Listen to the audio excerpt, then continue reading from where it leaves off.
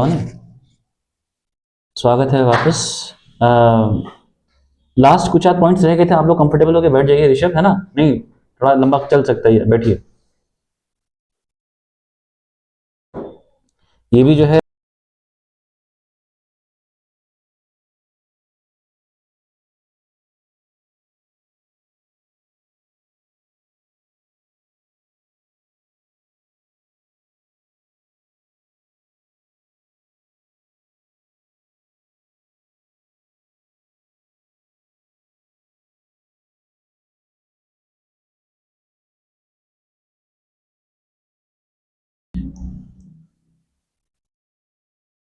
चलिए, अब हम बहुत ध्यान से सुनेंगे जो नोटिस करने वाले हैं। अगर मैं अभी जो है मैं अभी बात उठा रहा हूं फीमेल थ्रेड्स की, है ना, या टैप्स की, ठीक है, ओके। तो ये आपकी ये हुई सरफेस, बहुत ध्यान से देखिएगा। ये सरफेस आपकी है, जस्ट अ मिनट, ये सरफेस हो गई हमारी, है ना। और इसके नीचे ये हमने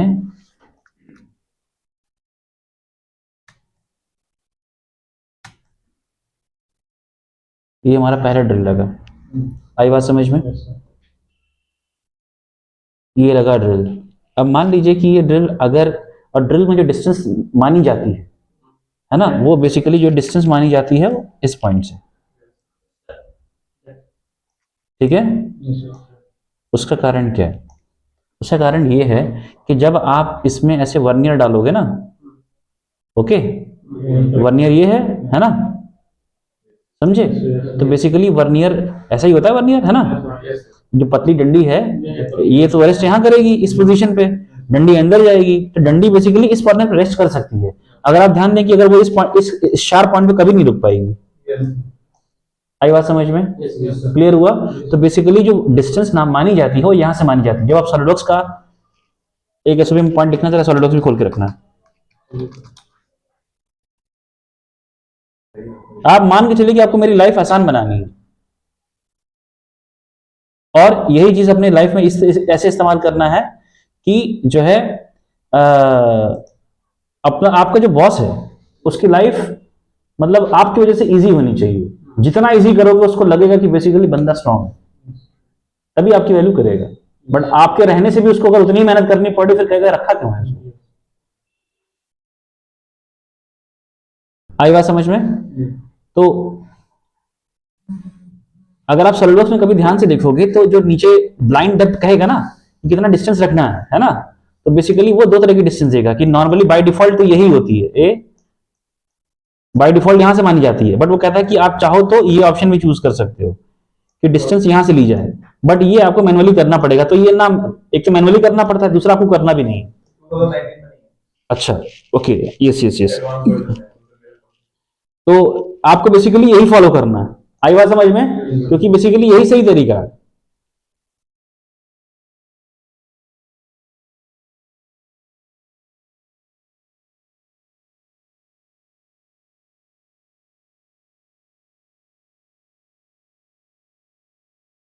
चीज क्लियर हुई? तो अगर हम कह रहे हैं कि बेसिकली डेप्थ जो है 20 mm, तो जाहिर सी बात है फ्री सरफेस से लेके जो है वो फ्री सरफेस से लेके वो इस पॉइंट है ना, क्योंकि वर्नियर यहां तक रहेगा, तो ये यही डेप्थ जो है इसको ड्रिल डेप्थ कहा जाएगा। क्या कहा जाएगा? ड्रिल डेप्थ, है ना। अब उसके बाद जब आप थ्रेड लगाएंगे तो सवाल ये कि थ्रेड कहां तक लगाना चाहिए आपको? क्या आप जड़ तक लगाएंगे? नहीं समझे? कहां तक लगाएंगे? तो बेसिकली जब आप रियल लाइफ में लगाने जाएंगे, जड़ तक थ्रेड कभी जाएगा ही नहीं। आई बात समझ में? है ना। तो बेसिकली थ्रेड लगाया कहां तक जाए? तो बेसिकली यहां पे पिच का फंडा काम आता है। क्या आता है? पिच का फंडा। बेसिकली इस जड़ से मोर देन 1 पिच कट गैप होना चाहिए, लास्ट चूड़ी वहां तक है।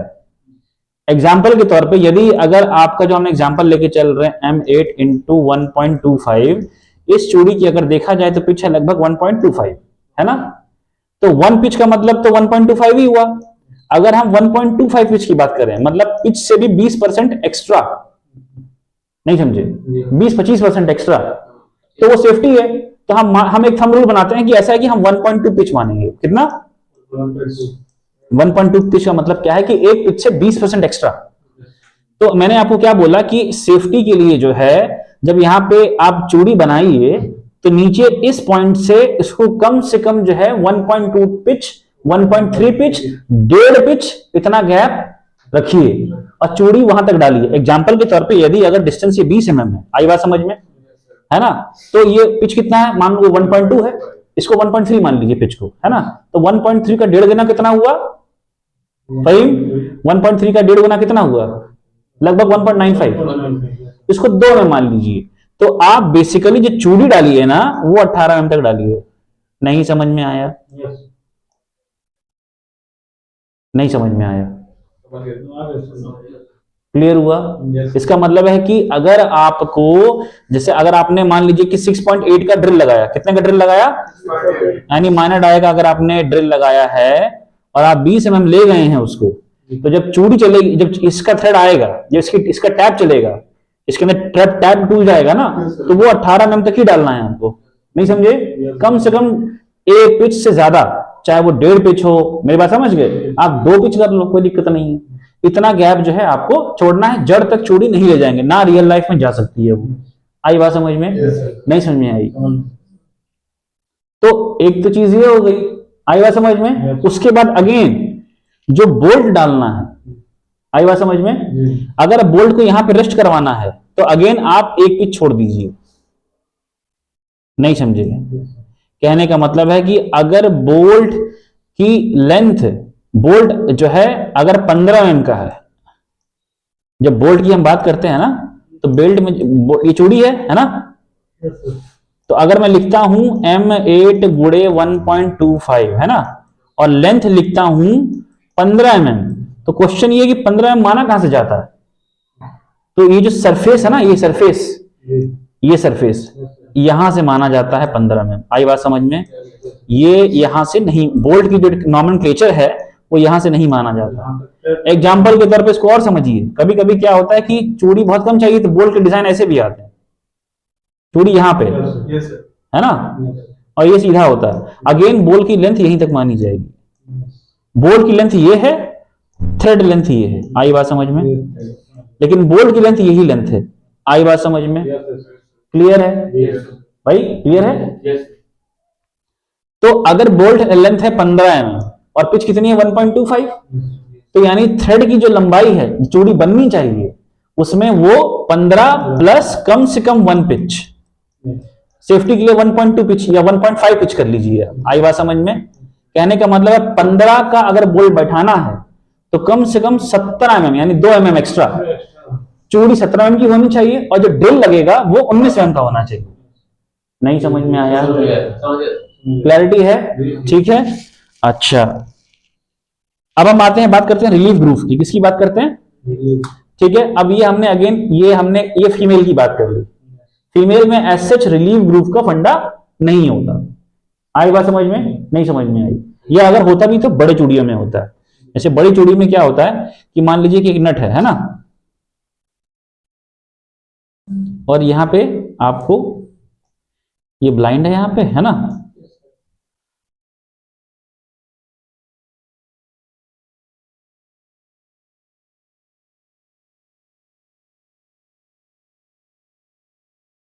तो अब जैसे मान लीजिए कि आपको चूड़ी डालनी है यहां तक, है ना, यहां तक चूड़ी डालनी है, ओके।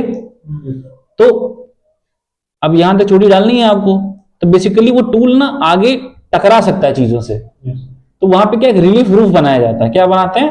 ये एक बोर होता है बस, मेरी बात समझ गए? काउंटर बोर टॉप पे होता है, ये अंदर की तरफ बोर होता है, इसको ग्रूव कहा जाएगा। आई बात समझ में? काउंटर बोर अगर मैं यहां पे बनाता ना, अगर फ्री सरफेस पे, तो वो काउंटर बोर कहलाएगा, बट ये अंदर की ओर ग्रूव है। आई बात समझ में? इसके लिए एक स्पेशल वर्नियर आता है इसको मेजर करने के लिए, या इनर कैलिपर से नापा जा सकता है। इसके लिए स्पेशल बोरिंग टूल से हो जाएगा, बड़ा है ना ये। बोरिंग टूल तो मतलब आगे डायमेंशन कम हो गया है। देखो बोरिंग टूल कभी शेप देखा है आपने? बोरिंग टूल बेसिकली जो है वो ऐसा होता है, ऐसा होता है बोरिंग टूल। बोरिंग टूल ये होता है, ये ड्रिल नहीं है। ड्रिल जो होता है उसमें कटिंग यहाँ से होती है। आई बात समझ में? बोरिंग टूल जो है, बोरिंग और ड्रिलिंग में जब क्वेश्चन पूछा जाता है कि ड्रिलिंग बोरिंग में क्या फर्क है, तो बेसिकली बोरिंग का डेफिनेशन ये है कि प्रीवियसली ड्रिल्ड होल को एनलार्ज करने के लिए इस्तेमाल करते हैं। आई बात समझ में? ठीक है। बोरिंग टूल से सर थ्रेड बना सकते हैं? नहीं, बोरिंग टूल से थ्रेड नहीं बनता, बोरिंग टूल से बोरिंग करता है, मतलब कितने डायमेंशन बढ़ाते हैं, ऑलरेडी ड्रिल्ड होल को बढ़ाता है। ऐसे एग्जांपल की तरह मान लीजिए कि मैंने आपको बोला 10 mm का स्टैंडर्ड ड्रिल आता है, 20 mm का आता है, अगर आपको 50 से करना है तो 50 का हेलिक्स लेने की जरूरत नहीं, आप 20 का होल करिए और बोरिंग टूल से बढ़ा लीजिए उसको।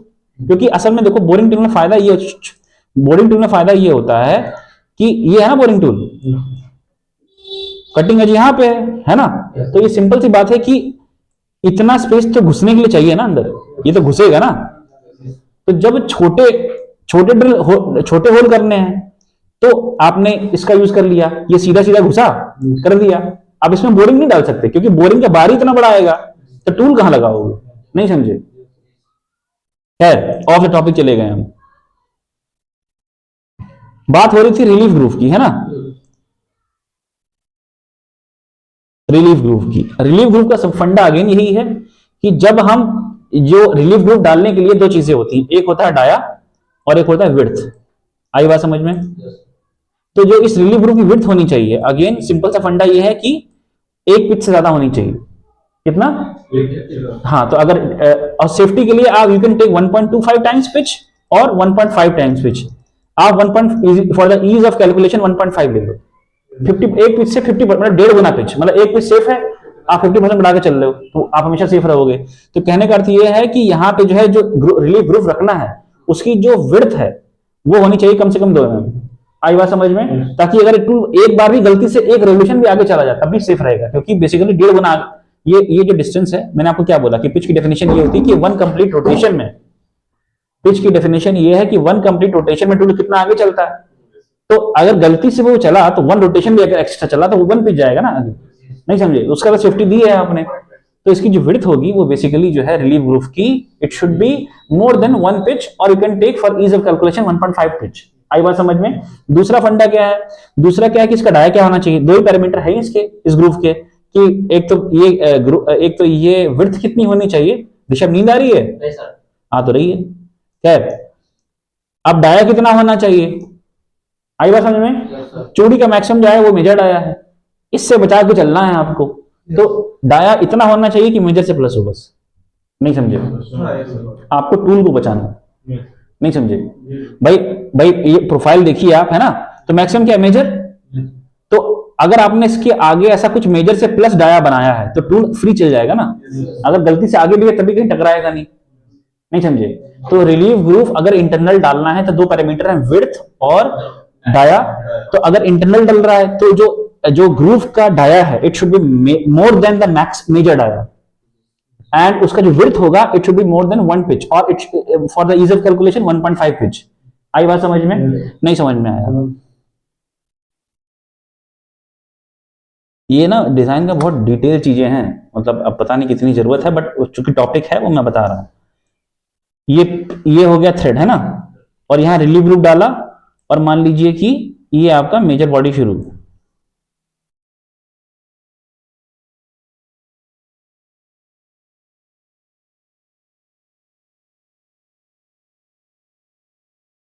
नए नए टूल सीखिए, है ना। देखिए माइक्रोसॉफ्ट टीम्स पे भी जरूरत पड़ी, हमने यूज किया, प्रॉब्लम सॉल्वर हो गए। भाई एक प्रॉब्लम आई, कैसे बेहतर दिखाएं, अभी यहां करते तो बेचारा बैठ के 2 वीडियो बनाता। अभी क्या है, सिंपल एक वीडियो बन रहा है ना, हमारा बन रहा है बट हमारा छोटे में लग जाएगा साइड में कहीं, है ना। तो खैर अब यहाँ पे बात आई कि जैसे यहाँ पे भी अब वो एक्सटर्नल थ्रेड बन रहा है। आई बात समझ में? ये चूड़ी चूड़ी चूड़ी चूड़ी बन रही है यहाँ पे, और यहाँ पे अगेन एक रिलीफ ग्रुप डाल रहा है। रिलीफ ग्रुप का फंडा ये था कि चूड़ी जब बन रही हो या नट चढ़ रहा हो तो आसानी से चढ़ सके उस पर। आई बात समझ में? कोई अवरोध ना उत्पन्न हो। तो यहाँ पे भी अगर आप देखें तो बेसिकली अगेन ये थोड़ा मैंने गलत बनाया है, इसको थोड़ा अच्छे से बनाऊंगा तभी क्लियर होगा।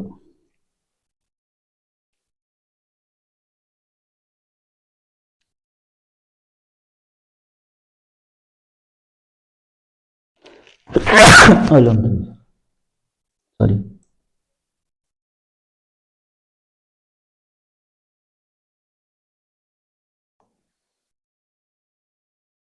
आप स्केल मॉडल पे मत जाइएगा, आप फंडामेंटली समझिए कि क्या है ये, क्योंकि बेसिक तो फंडामेंटल ही समझना है आपको।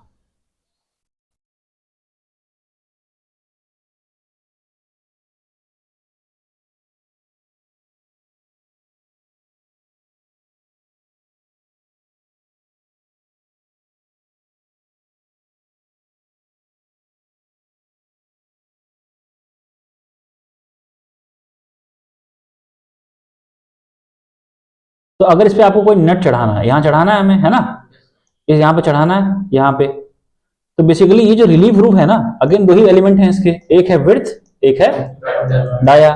तो अगेन विड्थ का फंडा सेम रहेगा, विड्थ का फंडा सेम रहेगा कि एक डेढ़ पिच मान के चलो आप। तो इसका मतलब ये है कि अगेन यहाँ पे आप 2 mm जो है, अगर 1 इंटू 1.25 का अगर पिच है आपका, तो आप 1.5 mm जो है इसको बना के चलिए। आई बात समझ में, ये रहेगा 1.5 पिच, ठीक है। रिलीफ ग्रुप फंडा ये कि कोई चीज इस पे आसानी से चढ़ सके, कोई अवरोध उत्पन्न ना हो, और मैन्युफैक्चरिंग के टाइम पे टूल कहीं लड़े ना। आई बात समझ में, तो 1.5 पिच तो ये हो गया। इसके अलावा अब अगेन डाया, तो अगर कोई नट इस पे चढ़े, आगे अवरोध उत्पन्न ना हो, तो बेसिकली ये जो मिनिमम डाया है ना, उससे भी अगर ये छोटा है तो नट यहां चला जाएगा। तो यहां पे जो बेसिकली जो ग्रूव का विड्थ जो डाया है, it should be less than the minor dia. नहीं समझे? अगर आपको फिगर में क्लियर है ना, तो मेजर माइनर तो मुंह से ऐसे निकलेगा। नहीं समझे भाई? यहाँ का ये जो डाया है, ये जो है बेसिकली मेल थ्रेड में क्या होता है कि जो डाया है इट शुड बी, जो मिनिमम है उससे भी छोटा होना चाहिए, तो चढ़ जाएगा आराम से। टूल भी अगर चल रहा होगा, तो अगर गलती से एक पिच भी आगे चला, तो मिनिमम से नीचे है वो, तो वो उसको टच नहीं करेगा। नहीं समझे? तो ये हो गया मेजर और मिनिमम का कॉन्सेप्ट, ठीक है। अब हम एक कॉन्सेप्ट और देखते हैं। धनंजय नींद तो नहीं आ रही? चलिए, अब कॉन्सेप्ट ये है कि चैम्फर क्या चीज है, चूड़ी में चैम्फर का क्या रोल है। आई बात समझ में? तो अगर जो है इसको हम ऐसे बनाते हैं, मेल बना रहे हैं, ठीक है।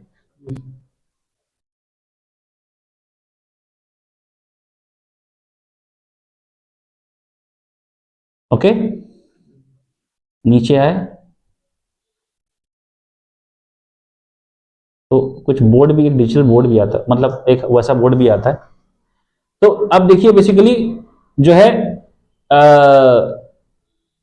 यहां से हम नट चढ़ाएंगे, तो अगर कोई शार्प कॉर्नर वगैरह हुआ तो नट चढ़ नहीं पाएगा। आई बात समझ में?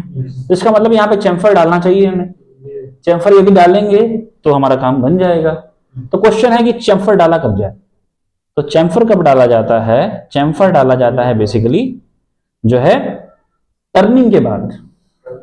मैं आपको इसलिए मैन्युफैक्चरिंग प्रोसेस बता रहा हूं कि देखो बेसिकली एक अच्छा डिजाइनर क्या होता है। एक अच्छा डिजाइनर, बस सिंपल सा फंडा ये है कि एक अच्छा डिजाइनर वो है जो कि रियल में जो चीज होने वाली है उसको अपनी कुर्सी पे बैठे बैठे मालूम है। और हाँ, और यदि अगर आपको वो चीज मालूम है ना, तो आप इजीली डिजाइन कर पाओगे। आपको मालूम है कि यार ऐसा है कि पहले तो वो टर्निंग करेगा, है ना, पहले सबसे पहले वो रिलीफ ग्रुप डालेगा, ताकि टर्निंग में टूल फालतू चला सके, वो धड़ल्ले से चढ़ाएगा क्योंकि आगे तो कुछ है ही नहीं। तो पहले वो रिलीफ ग्रुप डालेगा, फिर टर्निंग करना शुरू करेगा, फिर जो है अब यहां पे वो चैम्फर डालेगा। क्या डालेगा? यहां पे डालेगा। तो बेसिकली आपको क्या करना है, डिजाइन जब करो, जब आप मेल इस पे जो है आप इस पे इस मेल कंपोनेंट पे जब आप कर रहे हो, तो बेसिकली आप भी ऐसे ही करो। आप उठाओ, स्टेप डालो पहले, फिर रिलीफ ग्रुप डालो, फिर आप जो है टर्निंग डाया बनाओ, फिर आप चैम्फर डालो, और उसके बाद जो है आप थ्रेड चालू करो। अब क्वेश्चन है कि चैम्फर डाला कितना जाए। आई बात समझ में? चैम्फर की वैल्यू कितनी होनी चाहिए? बहुत सिंपल सा फंडा है। देखिए, ये चूड़ी है आपकी, है ना। अब मान लीजिए ये चूड़ी है, ओके।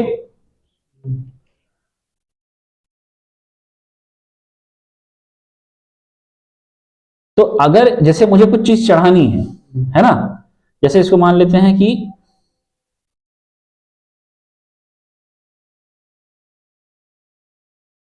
मैंने एक चैम्फर दिया था, मान लीजिए, ठीक है। एक मैंने चैम्फर ऐसा दिया था, ओके। तो अब इसमें अब आ रहा है नट हमारा, है ना, ये हमारा ऐसे नट नट आ रहा है इसमें, ये नट आ रहा है, ओके। अब नट घुस रहा है, तो नेट का सबसे एक छोटा क्या है, माइनर है ना, और यहाँ पे क्या है, माइनर तो ये है, और यहाँ कुछ आ गया मेजर, मतलब कुछ कुछ प्लस हिस्सा है ना, तो जब इस पे चढ़ना चाहेगा तो माइनर तो छोटा और ये ओपनिंग हिस्सा बड़ा है, तो घुसने नहीं देगा, ये चीज कहां चढ़ पाएगी, नहीं समझे भाई, आपका मुंह देखिए ना, यहाँ पे ये माइनर है तो ये चढ़ने नहीं देगा। तो इसका मतलब है कि जब आप इसमें चैम्फर डालना ना आपको मेल में, तो उसके माउथ पे चैम्फर ऐसा पड़े कि उसका जो स्टार्टिंग डाया है ना वो किससे छोटा हो जाए, माइनर से, मूर्ख, माइनर से छोटा होना चाहिए, क्योंकि ये तुम एंट्री कर रहे हो ना, अगर इसको अपने से छोटा मिला तो ये चढ़ जाएगा उस पर, और हमको इजीली एंट्री ही तो करानी, और क्या कराना, नहीं समझे। तो इसको फिर से देखिए, मान लीजिए कि आपका ये है ना, ओके, इसको हम शाफ्ट लेते हैं, हमने चूड़ी मान लो कि नहीं बनाई अभी, ठीक है, तो आप, और ये यहां से एंट्री होने वाली है, ठीक है, ऐसे एंट्री होने वाली है, और ये मिनिमम है कितना, मान लीजिए 6.8 है ना, ओके, तो अगर ये चीज, ओके, अगर ये चीज 6.5 है तो ये चढ़ जाएगा इस पे। अब ये डिसाइड कैसे करेंगे, अब देखिए ये जो हिस्सा ना ये वाला, अब मान लीजिए इसका टर्न, इसका इसका इसका ये डाया कितना है, क्यों फाइन, हाँ ऋषभ, इसका डाया कितना है, शाफ्ट का टर्निंग डाया कितना है, अभिजीत, बहुत बढ़िया, वेरी नाइस, क्लैपिंग होना चाहिए अभिजीत को भाई, क्योंकि आप शाफ्ट बना रहे हो ना, शाफ्ट की तो बेसिकली जो चूड़ी के पहले टर्निंग हुई थी उसकी, तो टर्निंग का तो मेजर आया हुआ, तो उसका तो 8 है, नहीं समझे, और आपको छोटे में क्या चाहिए, 6.5, नहीं समझे। तो बेसिकली जो चैम्फर की वैल्यू होगी वो चैम्फर की वैल्यू क्या होती है, जो आपको मान लीजिए कि 8 है माइनस जो छोटा चाहिए आपको डिवाइड बाय 2, तो अगर आपको चाहिए 6 पॉइंट मान लीजिए 4 है ना, नहीं समझे, तो 8 minus 6.4 is 1.6 divide by 2 that is 0.8, तो चैम्फर की वैल्यू होगी 0.8, और मैंने आपको बोला है कि बेसिकली वो 6.8 से छोटा होना चाहिए, फॉर इज ऑफ कैलकुलेशन आप इसको ले लो 1 mm, तो चैम्फर की वैल्यू अगर 1 into 45 डिग्री डालोगे ना, नहीं समझे, तो बेसिकली जो आपका जो यहां फेस बनेगा वो 6 बनेगा, और 6 बेसिकली 6.8 से छोटा है, नहीं समझे। तो चैम्फर की वैल्यू जो 1 या 0.5 into 45 डिग्री दे देते हैं, उसका फंडामेंटल ये है एक्चुअली कि उसकी जो एंट्री है वो उस माइनस से छोटी होनी चाहिए, और इस बात से फर्क नहीं पड़ता कि 1 है कि 0.5 है, ये जो डाया बन रहा है बस ये छोटा होना चाहिए, नहीं समझे। कभी कभी सिचुएशन क्या आती है, कभी कभी सिचुएशन ये आती है कि अरे यार जो है मेरे पास चूड़ी के लिए है ही 6 mm है ना, 6 mm है मेरे पास, ओके, तो 45 डिग्री पे इशू क्या हो जाता है कि 45 डिग्री पे इशू क्या होता है कि जितना हिस्सा यहां कटेगा ना उतना यहां कटेगा। आप कह रहे हैं 6 mm की, एक तो 6 mm का तो थोड़ा सा चूड़ी है, उसमें भी चैम्फर इतना काट दे रहा है, तो तुम एंगल चेंज कर दो ना, तुम इस एंगल को यहां से ऐसे उठा लो, नहीं समझे, 30 डिग्री है ना, 15 डिग्री, नहीं समझे, 45 से कम कर लो, तुमको फंडामेंटली तो ये रहा मतलब है ना, इसको तुमको 6 चाहिए, बाकी एंगल उतना माल क्यों काट रहे हो, चूड़ी जितना माल दो उतनी चूड़ी बन जाएगी, नहीं समझे, क्लियर हुआ कि नहीं क्लियर हुआ। तो बेसिकली इस बात फंडामेंटली ये है कि चैम्फर दिया जाता है, और चैम्फर जब आप देंगे उसका सिंपल सा फंडा ये है कि उसका जो माउथ है उसको आपको कोई चीज उस पर चढ़े तो उसको आसान बनाना है। आई बात समझ में। आपने शाफ्ट पे क्या किया, आपको मालूम है कि अगर मैं मिनिमम से छोटा कर दूं तो मेरा काम बन जाएगा, तो इस चैम्फर की वैल्यू आपने रखी 6। आई बात समझ में। अब नेट पे भी आप चाहते हैं कि इसमें भी चैम्फर दे दें ताकि मक्खन चढ़े, उधर भी चैम्फर इधर भी चैम्फर, बढ़िया चढ़ जाएगा। तो इसको ब्लॉक कौन कर सकता है, इसका मेजर। तो अगर आपने इसके चैम्फर की वैल्यू ऐसी बनाई कि अल्टीमेटली ये वैल्यू 8 से ऊपर हो गई तो ये इजीली चढ़ जाएगा उस पर। नहीं समझे, नहीं समझ में आया धनंजय। जब हम चूड़ी बनाएंगे इसका, ये हम मान लो कि फीमेल, हम जो है फीमेल थ्रेड बनाने वाले हैं, है ना, टैप बनाने वाले हैं, तो ये तो चूड़ी है। अगर चूड़ी के पहले जो ड्रिलिंग प्रोसेस हुआ था उसमें डाया क्या होगा इसका, चूड़ी के पहले जो ड्रिलिंग प्रोसेस, हाँ तो सर 36 मतलब एमएट का कैसे किसका बनाना है, धनंजय, अनिकेत, हाँ 6.8, क्वेश्चन भी रिपीट करना इसका मतलब क्या है कि मतलब वो चीज नहीं पता है आपको। हाँ, मैंने किसी को रिपीट थोड़ा ना किया, बट हाँ बताइए। नंबर ऑफ थ्रेड्स भी हमें मतलब जैसे कम से कम 4 से 5 चूड़ी होनी चाहिए, तभी पकड़ आएगी अच्छी। ये भी फंडामेंटल एक पॉइंट है ना, कि 4 चूड़ी 5 चूड़ी कम से कम जो है डिजाइन करिए आप, तो 4 चूड़ी, जैसे मान लीजिए 3 चूड़ी तो कम से कम चाहिए, 5 में तो आप बहुत सेफ हैं। जब डिजाइन करिए 5 चूड़ी है, पिच कितना है 1.25, तो 5 गुणे 1.25 दैट इज 7.5, तो 8 mm की कम से कम आपको थ्रेड की बोल्ट चाहिए जो लगे, नहीं समझे, 8 का कम से कम बोल्ट चाहिए। तो अब बोल्ट 8 का नहीं आता, तो हो सकता है बोल्ट 5 के बाद सीधा 10 आए स्टैंडर्ड, तो 10 बोल्ट लेना पड़ेगा। अभी 10 बोल्ट के लिए आपको फिर थ्रेड लेंथ कम से कम 12 होनी चाहिए, फिर थ्रेड लेंथ 12 के लिए कम से कम ड्रिल मतलब 14 का होना चाहिए, नहीं समझे। यही सारे डिजाइन पैरामीटर्स है भाई, है ना। खैर 6.8 का ये था, है ना। तो जब चैम्फर में कंसीडरेशन करेंगे, स्टार्टिंग 6.8 से हो रही है ना, और हमें चैम्फर के बाद जो डाया बनेगा वो किससे ज्यादा चाहिए, 8 से ज्यादा चाहिए। वो सुन के बोल दिया इसने, 8 से ज्यादा क्यों चाहिए, क्योंकि वो मेजर था। मान के चलो कि हम मान लेते हैं कि 8.5 चाहिए, है ना, ईज ऑफ कैलकुलेशन के लिए। तो अब चैम्फर की वैल्यू आप यहां से निकाल लीजिए, इन दोनों को माइनस करके डिवाइड बाय 2। अगर आप इनको माइनस करेंगे तो that will be 1.7 divide by that is 0.85, नहीं समझे। अगेन आप इसको जो है 1 mm ले लीजिए, क्योंकि ये 8.5 का ना हो जाए तो इससे क्या फर्क पड़ता है, नहीं समझे। इसका तो फंडामेंटल है कि 8 से ज्यादा होना चाहिए, नॉट ऑल, वो क्या दिक्कत, क्लियर है। तो फिर से हम इन नटशेल इसको रिपीट कर रहे हैं। जब हम बात करते हैं डाई की, यानी भाई मेल या फीमेल, मेल, तो है ना, तो बेसिकली जो है ये हमने चूड़ी बनाई, है ना, तो चूड़ी की पहले हमने टर्निंग की होगी, ये हमारी टर्निंग रही होगी, है ना। तो अगर हमें कोई नट इस पे चढ़ाना है तो नट का माउथ इस मेजर से प्लस होना चाहिए, सिंपल सी बात। तो चैम्फर ऐसा लगाइए कि वो प्लस हो। और अच्छा, जब ये हमें कहीं डालना है तो इसके माउथ पे हमें चैम्फर डालना पड़ेगा, तो इसके माउथ का जो चैम्फर होना चाहिए वो उसके माइनस से छोटा होना चाहिए। आई बात समझ में, क्लियर हुआ। और इसका प्रोसेस आपको मालूम है, पहले टर्निंग होगी, टर्निंग के बाद आपको चैम्फर लगाना पड़ेगा, फिर आप जो है चूड़ी काटिए। आई बात समझ में।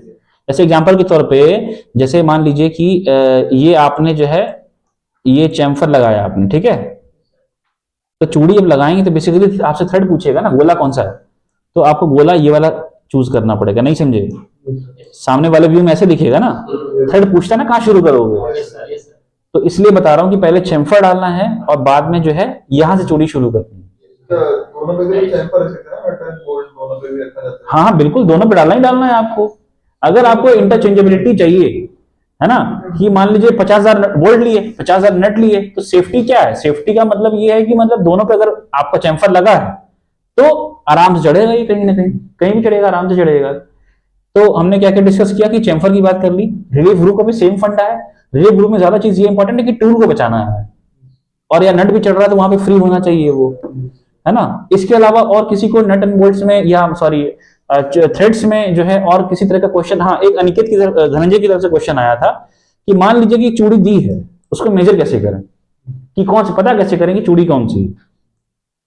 ये रिवर्स इंजीनियरिंग का पार्ट है, क्वालिटी इंस्ट्रूमेंट्स में आएगा, उसको हम डिस्कस कर ले रहे हैं।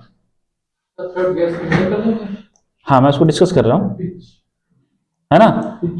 जब हम थ्रेड की बात करते हैं फहीम, जब हम थ्रेड की बात कर रहे हैं तो बेसिकली दो ही चीजें इंपॉर्टेंट हैं, एक उसका मेजर डायमीटर, है ना, और उसका एक पिच। अरे जब हम मेल थ्रेड की बात कर रहे हैं, अगर हमें बनाना होता तो हम क्या चीज पता करते, एक तो मेजर डायमीटर क्या है और उसकी पिच क्या है, नहीं समझे। तो आप इन्हीं दोनों चीजों को मेजर करिए आप।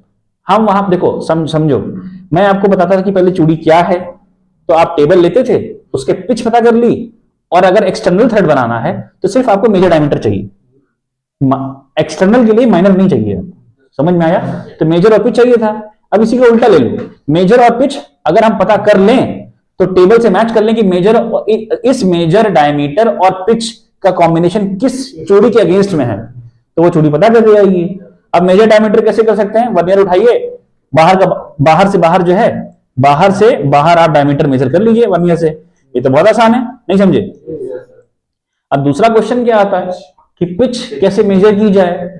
तो पिच मेजर करने के लिए पहले देसी रूल जो है वो ये है कि पहले आप अंदाजा लीजिए, मतलब दो करस्पॉन्डिंग पॉइंट उठाइए, वर्नियर से मोटा मोटा मेजर करिए। आई बात समझ में? नहीं समझे? Yes, sir. तो मान लीजिए ये आया 1.35 मेजर हो रहा है, क्योंकि एक्यूरेटली तो मेजर होगा नहीं, क्योंकि वो एक्यूरेटली नहीं आप कर पाएंगे, तो एक अंदाजा लग गया 1.35। अब उठाइए आप थ्रेड पिच गेज। आई बात समझ में? Yes, sir. आप अमेजॉन पे जाइए, एक बार देख लेते हैं क्या है what is thread pitch gauge.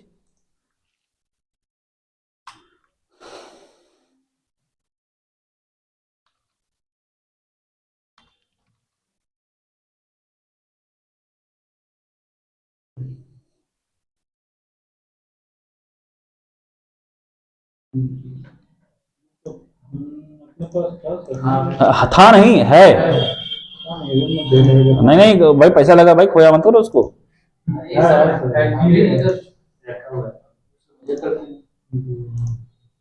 जैसे ये देखिए, ये है ना, ये दांत बने हैं, अगर आप देखेंगे ये दांत बने हैं ना, तो दांत 1.35 लगा, तो इसमें ना बहुत सारे ये जितने भी है ना, इनके नंबर्स लिखे हैं 1.2 1.1 है ना।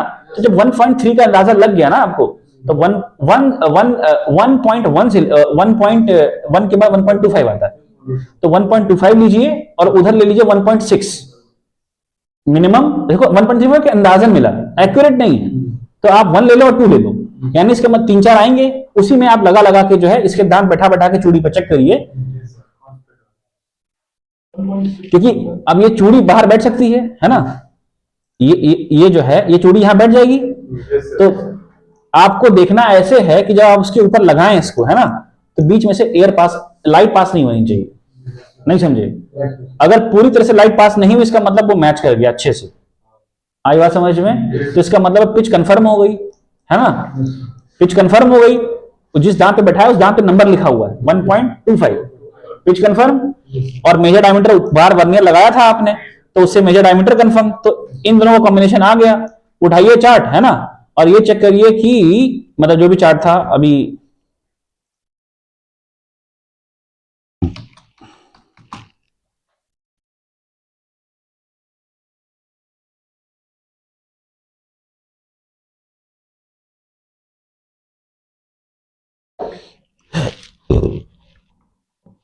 आप देखिए कि 1.25 पिच और 8 के मेजर डायमीटर के अगेंस्ट कौन सा चूड़ी है? M8 है, तो कंफर्म हो गया कि भाई M8 है। आई बात समझ में? आपको ज्यादा टेंशन ना पालना हो, चार्ट वगैरह ना देखना हो, और सीधा चैट जीपीटी को बोलो कि भैया देखो ऐसा है कि इतना चूड़ी है, मेजर डायमीटर 8 लग रहा है, इतना 8 लग रहा है, और पिच इतना है, आप बताइए चूड़ी कौन सी होगी, वो आपको बता देगा। आई बात समझ में? ठीक है। अब हम बात करते हैं, अगर फीमेल हो, अगर होल कहीं पे लगा हुआ है तो कैसे पता करें?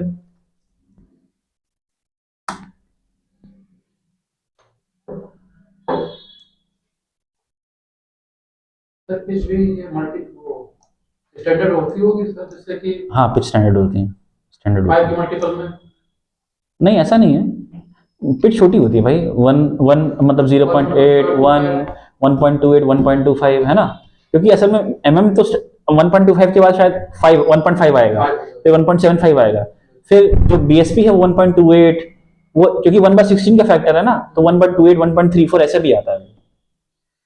तो अब जैसे फीमेल है, एक गड्ढा आपको दिखा, उसमें आपको पता करना चूड़ी कौन सी है, तो अब आप वर्नियर डाल के आप माइनर तो देख सकते हो। आपको यहाँ क्या पता कर, आप जब हम लोग डिजाइन करते थे तो बेसिकली चूड़ी का अगर हमें थ्रेड मालूम हो, है ना, थ्रेड टाइप, है ना, तो उसका चार्ट से पिच देख लेते थे और माइनर देखते थे, क्योंकि ड्रिल जो लगेगा ना, ड्रिल टैप ड्रिल, वो माइनर का लगेगा, तो माइनर बनने से तो मेजर हो गया। अभी पिच का दिक्कत है, अगर ये चीज जब हमारे पास मेल शाफ्ट थी तो ऊपर तो हमने लगा लिया थ्रेड पिच गेज को, अब ये अंदर लगा, अब अंदर लगा के देखें कैसे कि लाइट पास हो गई कि नहीं। तो अगर बड़ा है, अगर बहुत बड़ी चूड़ी है, बड़ी चूड़ी है, तो उसमें फिर भी बैठ जाता है ये, छोटे पे नहीं बैठेगा। तो छोटे में सिंपल सा ये क्या करिए, माइनर का आइडिया लग गया, है ना, और माइनर में आप चार्ट में उठाइए तो उस माइनर पे 2-3 आपको चूड़ियां मिलेंगी, तो उनका आप उठाइए thread plug gauge, thread plug gauge, या जिनका आपको कंफ्यूजन है, जैसे आपको लग रहा है यार हो सकता है ये 1/8 इंच BSP हो, है ना, आपको लग रहा है यार ये M8 मेट्रिक चूड़ी भी हो सकती है ना, आपको लग रहा हो सकता है यार ये चीज कोई BSW चूड़ी हो, है ना। कुछ नहीं करना है आपको, इन तीनों का एक या तो एक एक बोल्ट उठा लो या इनका कोई गेज उठा लो, समझ गए, और इसको इस जगह डाल के देखो, जो सही फिट बैठ गया वो उसकी चूड़ी है। नहीं समझे? समझ में आया? सिंपल सा फंडा है कि ऑलरेडी एक कोई भी बोल्ट उठा लो, अगर जो इस साइज का है, ये अगर इसके अंदर घुस गया तो इसका मतलब भाई ये जो चूड़ी है वो बेसिकली इसी की। इसमें देखो क्या होता है कि पहले एक शर्लॉक होम्स वाला है, अभी एक क्राइम हुआ है, तो पहले आप उन सारी चीजों को एलिमिनेट कर दो जो कि संभव ही नहीं है, फिर आपको 4 सस्पेक्ट मिले कि बेसिकली यही 4 में से कोई खून नहीं हो सकता, मतलब 100 में से आपने 4 लोग निकाले, फिर एलिमिनेशन मेथड, फिर 4 में से आप देखो कि कौन बिल्कुल ही नहीं कर सकता। अब मान चलो वारदात के समय ये बंदा तो घर पे था, तो वो आपने एलिमिनेट कर दिया। उसी तरीके से माइनर डाया का डेटा लेके आपने उस पूरे टेबल से आपको इतना मालूम चलेगा कि सिर्फ ये 3-4 ही हो सकते हैं, अब बाकी एलिमिनेट हो गए। और इन 3-4 का बोल्ट उठाओ या उनका प्लग गेज उठाओ और डाल के देखो, जिसका डल गया वो ये चूड़ी है। अब ये देसी जुगाड़ है, क्योंकि इसमें ना मतलब छोटे में पिच गेज घुसता नहीं है, क्योंकि अगर थ्रेड पिच का खुद का मुंह देखोगे ना उसका, अगर इसका मुंह देखो खुद कितना बड़ा है, तो अगर 8 mm का होली है तो ये घुसेगा कैसे? और अगर घुस भी गया तो आपको दिखेगा कैसे कि लाइट पास हुई कि नहीं, बॉडी में तो फिर भी दिख जाता। तो बेसिकली वहां पे ये देसी जुगाड़ यूज किया था। हो सकता है कोई और बेहतर तरीका भी हो, बट मुझे वो मालूम नहीं, बट हम तो यही करते हैं। अभी तक वर्नियर कहां पे तो वो सही दिखा ही नहीं। वर्नियर से देखो, मैंने आप बताया ना आपको कि जैसे जहां मैंने वर्नियर की बात की आपने शायद ध्यान नहीं दिया। जैसे मैंने बताया कि बेसिकली इसमें तो खैर नहीं, बट जो मेल वाला पोर्शन था है ना, बड़ा रहता है टाइप उससे। हाँ, अब जैसे मैंने आपको बताया कि बेसिकली मेजर डाया तो देख लिया आपने, थ्रेड पिच गेज उठाने से पहले एक मोटा मोटा मैंने अंदाजा ले लिया कि लगभग 1.35 है, ये एक्यूरेटली मेजर तो नहीं होगा, तो मैंने फिर वही किया कि मतलब जहां पिचेस बहुत ज्यादा आ सकती थी, वो थ्रेड पिच गेज उठाने से पहले मुझे अंदाजा 1.35 था, तो मैंने उसमें से 1 से लेकर 2 तक के 4 उठा लिए कि बेटा होगा तुम में से कोई। और जब मैं एक्यूरेटली मेजर करने बैठा तो मुझे मालूम चल गया कि जो 1.25 आया, इसका मतलब क्या, जो मैंने वर्नियर की मेजरमेंट 1.35 की थी वो गलत थी, वो एक्यूरेट नहीं थी, वो एक्जैक्टली 1.25 था। नहीं समझे? तो ये थोड़ा सा एलिमिनेशन मेथड है, मेरी बात समझ गए? तो ये सारी चीजें हैं। तो आई गेस अब हाँ, अब मैंने अगर मैंने कोई चीज मिस की है तो मुझे बताओ कि और में से क्या, और कोई क्वेश्चन है इसके संबंधित तो आप मुझसे पूछ सकते हैं।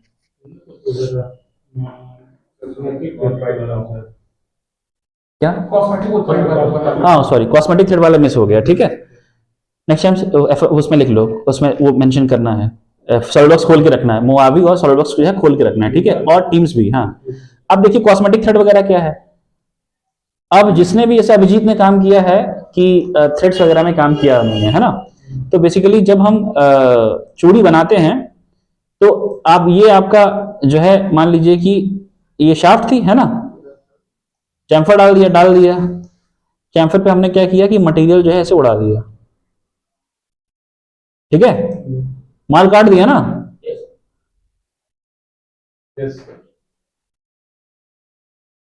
ओके।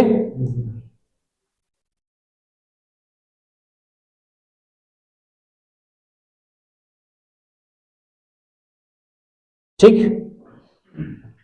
अब टूल क्या करेगा, टूल घुसेगा अंदर, है ना, इस प्रोफाइल पे चलेगा, समझ गए, काटना चालू करेगा, काटना चालू करेगा, काटना चालू, इधर से ये, इधर से ये, इधर से ये, इधर से ये, इधर से ये,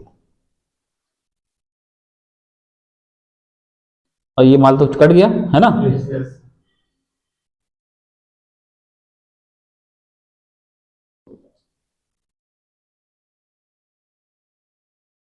सभी दर्शकों से निवेदन है कि जो नीचे नंबर वगैरह चल रहा है उस पर आप अगर डिजाइन की अगर आपको डिटेल नॉलेज लेनी है तो आप सॉलिडकैड सॉल्यूशंस ही आइए।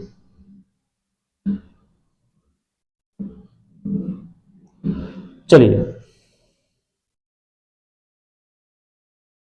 तो जब हम सॉलिडवर्क्स में बनाते हैं ना, तो बेसिकली हम क्या करते हैं, ये हमने काटा, बट दिक्कत ये होती है कि जब हम ड्राइंग में जाते हैं तो हमें यहां नोट डालना पड़ता है चूड़ी का कि थ्रेड M8 गुड़े 1.25, चूंकि ये नोट है, ये एज अ नोट है ना, तो कल को यदि आप मॉडल में आके इस चूड़ी को चेंज करते हो, M8 की जगह M10 करते हो, तो ये नोट तो नोट सेम ही रहेगा, तो फायदा क्या गया, प्रिंट आउट निकल के ड्राइंग वही गई, चूड़ी वही बनी, तो उसका मतलब डिजाइन और प्रोडक्शन में गड़बड़ हुआ। अरे हुआ कि नहीं? क्योंकि ये चूड़ी, इसको पता ही नहीं चलता कि वहां पीछे क्या होता, तो आपने नोट डालना, नोट तो आप कुछ भी डाल दो, है कि नहीं आकाश? तो बेसिकली बहुत सारी कंपनियां इस एरर्स को अवॉइड करने के लिए क्या करती हैं यहाँ पे वो यूज करती है कॉस्मेटिक थ्रेड। कॉस्मेटिक थ्रेड में जो मैंने अभी लिमिटेशन जो आपको दिक्कत बताई मैंने कि चूंकि ये पैरामेट्रिक नहीं, पैरामेट्रिक मतलब डिपेंडेंट नहीं है किसी चीज पे, तो जो मॉडल अपडेट होगा तो ये अपडेट नहीं होगा।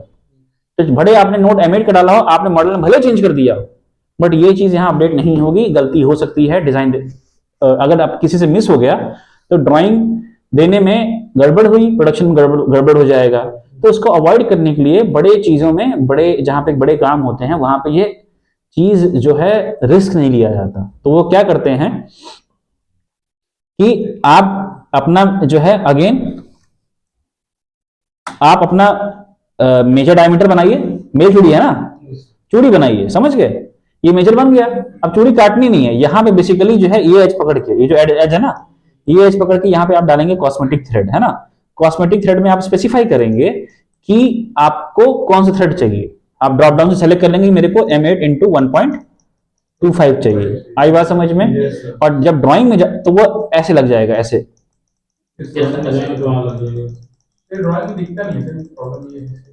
वो जो है आपको ऑप्शन में जाके वहां से एक्टिवेट करना पड़ता है, ठीक है। कभी कभी सर तब भी नहीं देता, अगर एक शाफ्ट में दो तरफ में लगा रहे हैं ना, मैंने एक बार करके देख रखा। आप मुझे दिखाइएगा, अगर ऐसे कोई प्रॉब्लम आती है ना, तो जब तक आप मुझे दिखाओ मत, तब तक कोई कंक्लूजन मत बनाओ कि ये पॉसिबल नहीं। आप मेरी बात समझ गए? तो आप मुझे, जैसे ऋषभ मुझे बहुत सारी चीजें पूछ लेते हैं कि सर ये कैसे करना है, ये कैसे करना है, तो पूछते हैं तभी तो सोल्यूशन निकलता है। तो आप कोई कंक्लूजन बनाने से पहले, मैं ये नहीं कहता हूं कि मैं एक्सपर्ट हूं सॉलिडवर्क्स का, मतलब वो सॉफ्टवेयर इतना बड़ा है कि मैं भी हर दिन कुछ ना कुछ नया सीखता हूं, और डिजाइन का मजा यही है। बाकी जॉब्स में क्या है कि रिपीटेशन होता है, सेम चीजें कर रहे हैं, बोरियत सी होती है। डिजाइन में क्या है कि always things will find a way to excite you, मतलब मजा आता है उसमें। तो हो सकता है कि वो चीज मैंने कभी की हो, तो मैं आपको एक्सप्लेन कर सकता हूं कि नहीं जो है, अगर जैसे आपको जो आपका जो है जो आपको नहीं दिख रहा है कॉस्मेटिक थ्रेड, वो एक सेटिंग है एक्चुअली ऊपर जो ऑप्शंस में होती है, वो हमें एक्टिवेट करनी पड़ती है, ठीक है। हाँ, तो बेसिकली अगर हम स्मार्ट डायमेंशन फिर इसको सेलेक्ट करेंगे ना, तो ये ऑटोमेटिक हमें देगा थ्रेड इतने का थ्रेड। मेरी बात समझ गए? यही फायदा है कॉस्मेटिक थ्रेड का। और यदि कल को अगर उसको अपडेट करते हो आप, तो ये अपने आप अपडेट हो जाएगा। मेरा एक दोस्त है, वो बहुत ही अच्छी कंपनी में काम करता है, तो वो ये यूज करता है। तो अच्छा, मुझे रेडिएशन मैं क्यों यूज नहीं करता? अच्छा, हम कभी कभी हाइड्रोलिक्स में काम करते हैं, है ना। तो हाइड्रोलिक्स में क्या होता है कि जैसे मान लीजिए कि एक ऊपर से जो है ये आपने ब्लॉक बनाया है ना, ये इधर से आपने एक पंक्चर किया, फिर एक पंक्चर इधर से आया, है ना, ओके। अब कॉस्मेटिक थ्रेड में दिख रहा है कि बेसिकली ये पंक्चर हुआ है, और आप एक और होल डालना चाहते हो यहाँ पे, है ना। तो कॉस्मेटिक थ्रेड में देखिएगा, आप माइनर डाया बनाओगे, फिर आप कॉस्मेटिक थ्रेड लगाओगे, तो यानी बनाओगे यहाँ पे 6.8। मेरी बात समझ गए? और मान लो एक और 6.8 हमने बनाया यहाँ पे, क्लियर। तो आपको लग रहा है टीटीएल डिस्टेंस तो है, बट एक्चुअली अगर आप रियल में बनाते हैं ना, तो रियल में बेसिकली क्या होता है कि ये जो माइनर है ना, ये ऊपर जाता है इससे। मेरी बात समझ गए? और ये इससे ऊपर जाएगा, तो बेसिकली जो वॉल थिकनेस आपको दिख रही है कि मोटी है, एक्चुअली वो बहुत पतली है, तो फेलियर के चांसेस बढ़ जाते हैं। तो मैं ये जैसे मैं प्रीफर करता हूं कि नहीं, जैसा है डिजाइन का मजा, मैं ही समझता हूं कि जैसा है वैसा ही दिखना चाहिए, नहीं समझे? तो बेसिकली यहाँ एक्चुअली एरर्स हो जाती हैं। अभी आपको लगेगा अरे इससे आप बच के चलो, नहीं, ऐसा नहीं होता। कभी कभी क्या है, स्पेस कंस्ट्रेंट होते हैं, तो अब जगह ही कम है, तो आप जितना रियलिस्टिक होकर चलोगे, तो बेसिकली आपको मालूम चलेगा कि बेसिकली अरे इधर का मेजर ये चल रहा है, इधर का मेजर ये चल रहा है, तो बेसिकली जगह बहुत कम है, यहाँ बच के चलना। अब आपको लोगों से 2 mm का लोहा है बहुत है, नहीं, हाइड्रोलिक्स में 350-400 बार का प्रेशर चलता है, ये एक बुलेट का प्रेशर होता है, तो बेसिकली ये फाड़ देगा इसको, एक डाइस स्टील को फाड़ देगा। ये प्रेशर इतना ज्यादा खतरनाक होता है। आपने देखा होगा हाइड्रोलिक्स में बुलडोजर वगैरह कितना कितना काम कर लेते हैं, क्योंकि वो काफी हैवी पावर पे चलते हैं। न्यूमेटिक से कहीं ज्यादा स्ट्रॉन्ग हाइड्रोलिक्स होता है, तो बेसिकली इसलिए मैं जैसे वहां पे ये प्रीफर करता हूँ। जैसे मेरा एक दोस्त है, वो टरबाइन मैन्युफैक्चरिंग कंपनी में है, तो बेसिकली वो कॉस्मेटिक थ्रेड यूज करते हैं, क्योंकि उनका पीस ही इतना बड़ा है कि अगर वो कुछ एरर हुआ, ड्राइंग किसी ने दी, कुछ गड़बड़ हुआ, तो मतलब पूरी पेल्टन टरबाइन जो है एक ही बार में मशीन होती है, तो भैया फिर कुछ एरर हुआ तो मतलब पूरा पीस खराब, तो वो चांस ही नहीं लेते मतलब। क्योंकि असल में क्या है, ड्राइंग बनाने वाला छोटा बंदा है, जो पार्ट पे काम कर रहा है, जो असेंबली पे काम कर रहा है, वो मेन बंदा है। तो उसने कहा कि पहले डिजाइन की इंजीनियर की में 2 पोजीशन होती थी, एक इंजीनियर, एक ड्राफ्टमैन। तो ड्राफ्टमैन का सीधा रोल था ड्राइंग बनाना, 2D। अभी इंजीनियर क्या, इंजीनियर 3D में काम कर रहा है, फिटमेंट देख रहा है, चल रहा है नहीं चल रहा, डिजाइन कैसे कर रहा है। तो ड्राइंग बनाना उसके लिए छोटा काम है। अब मालूम चला उसने चूड़ी कुछ अपडेट की, और भाई तो ड्राइंग बना, उसने नोट डाला हुआ था, इसने कुछ अपडेट किया, उसको क्या पता, कट से प्रिंट आउट लगे दे रही ड्राइंग। तो आपने भले मॉडल सही बनाया, ड्राइंग जब सही नहीं गया तो प्रोडक्शन गलत हो गई। तो इंजीनियर ने बोला देख ऐसा है, तो भाई ड्राफ्ट मैन है, तो एक काम कर, कॉस्मेटिक शेडर का यूज करते हैं, सब कुछ ऑटोमेटिक उठा, तो गलती कहां होगी? जब तू अपना दिमाग लगाए गलती तो सब होगी ना, तो वो रिस्क क्यों ले, है ना? हाँ मैनुअल में फिर वही है ना, गड़बड़ हो सकती है। और एक कॉस्मेटिक शेडर का मैंने क्लियर किया, तो आप लगा भी सकते हैं, ऑटोमेटिक उठाएगा एप्लीकेशन वाइज, है ना। और बताइए, और बताइए, और कोई क्वेश्चंस वगैरह थ्रेड वगैरह पे? तो ठीक है, हाँ लगभग तो हो ही गया। हाँ लगभग हो ही गया। इसके अलावा भी अगर किसी को कुछ इशू है तो ये वीडियो हम यूट्यूब पे डाल रहे हैं, और हम सारे लोगों को ये सजेस्ट करेंगे कि हमारा कोर्स वगैरह कर लें। और कोई क्वेश्चंस वगैरह तो आप कमेंट बॉक्स वगैरह में डाल सकते हैं, हमें टाइम मिलेगा तो हम रिप्लाई कर देंगे। ठीक है, बहुत बहुत शुक्रिया, थैंक यू।